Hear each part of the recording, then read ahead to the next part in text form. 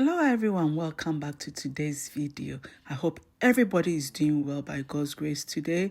So I am sharing with you Milo bread. Hey, or bread infused with Milo. This bread or this recipe is perfect. It is perfect for the morning of any occasion. So Christmas morning, your birthday morning, anything you want to do special instead of your normal bread, please try this. Join me and let me show you how.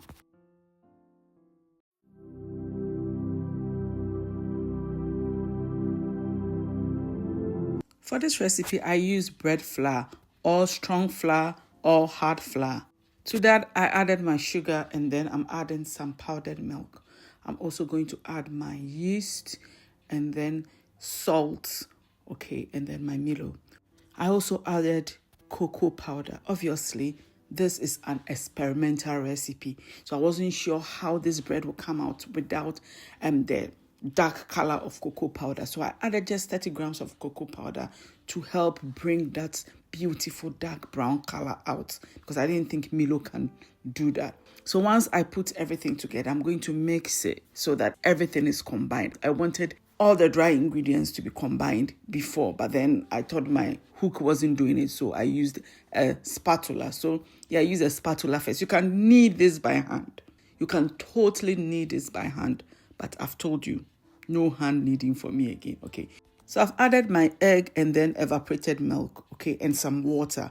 The instructions or the ingredients says 120 mils of water, but that is not entirely true, because as I mentioned in my other video, every flour reacts differently when liquid is added to it, okay? So even though I said 120 mils, just think about the evaporated milk as liquid and also the eggs as a bit of liquid, so it adds to the liquid content, right?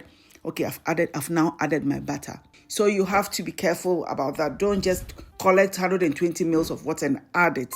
No, just add it little by little until you see that it is enough for your bread, so that your bread does not become too soft. I needed this for up to 30 minutes, okay? So I let my machine rest, my mixer rest, and then I start all over again, okay?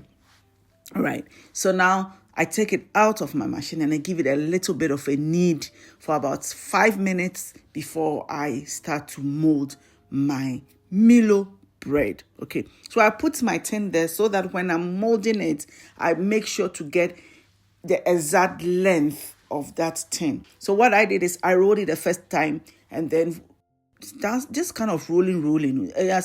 Roll it with a rolling pin and then rolled it with my hands to form a log like you see me do. I did that the first time and then I rolled it again, turned it over and I did it again just to give it a bit of layers, okay, in the bread. It gives it a very nice, beautiful structure when you do that.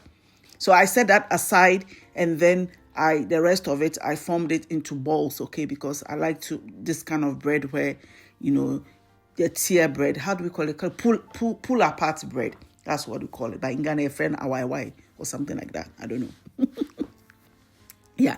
So I covered it with my kitchen foil. No, this is not kitchen foil. This is cling film, okay? And then I covered it with that blue thing in the corner there. You didn't see. Overnight. So this thing is sat there overnight because it is very cold. I did it in the evening anyway, but then I let it sit overnight for it to rise. And look at how it's rising beautifully, okay? You put that in your oven and you bake it. Bear in mind, because of the dark color, when it comes out, the browning will look like it's bent. It's not bent, don't worry, okay? Get it out, and once you knock the back of it, you should hear a hollow sound. That means that it is cooked. There's no dense dough in it, right? Once that was done, I just brushed it with butter. You don't need to melt the butter because the bread is hot. It will melt it. And you glaze it with some butter. Look at that. It looks very shiny. And once the butter is absorbed nicely into the crust of the bread, it looks beautiful like this. Nice, beautiful bread. And it tastes so good. You have to ask my daughter Zoe, and she loved it. She toasted it in the frying pan with butter and added some other things. This is great, okay? So try it. You can have it with milk. You can have it with tea, coffee. Any coffee is so good with it. Trust me. Amazing. So yeah, thank you for joining me today for this recipe. I'm glad you came. Don't forget to like, share, and subscribe. And I'll see you in the very next one. Bye.